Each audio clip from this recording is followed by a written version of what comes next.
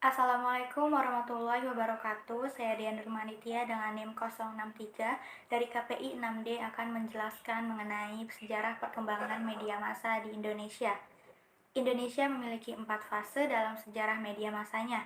Diawali dari era penjajahan, di mana pada masa itu dipengaruhi oleh dua budaya, yaitu budaya Eropa dan Asia, yang berlangsung mulai tahun 1744 hingga 1854. Media massa yang digunakan pada masa itu adalah surat kabar. Ada koran Selomprat Melayu yang populer pada era 1854 hingga 1860 dan koran bahasa Mandarin Sinpo pada era 1881 hingga 1912. Selain Sinpo, ada juga 16 koran berbahasa Belanda, 12 koran berbahasa Melayu, dan koran berbahasa Jawa yang muncul pada era itu. Meskipun Indonesia negara terjajah, namun tidak menutup mata pada perkembangan teknologi.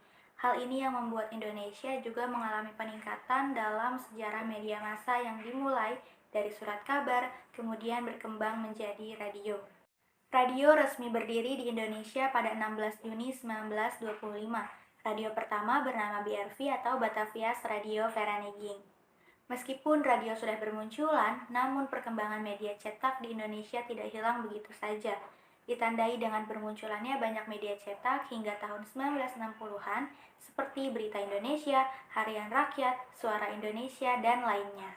Tidak berhenti di sana, Indonesia juga mengalami perkembangan dari radio ke televisi. Televisi pertama yakni TVRI yang berdiri pada tanggal 24 Agustus 1962. Kemudian di tanggal yang sama namun dengan tahun yang berbeda berdirilah lembaga penyiaran swasta pertama di Indonesia, yaitu Raja Wali Citra Televisi Indonesia atau yang kita kenal dengan RCTI di tahun 1989. Media massa terus berkembang sampai akhirnya di era 90-an internet hadir di Indonesia dengan Indonet sebagai internet service provider pertama pada tahun 1994. Kemudian di tahun 1995, Harian Republika mengonvergen surat kabarnya menjadi republika.co.id.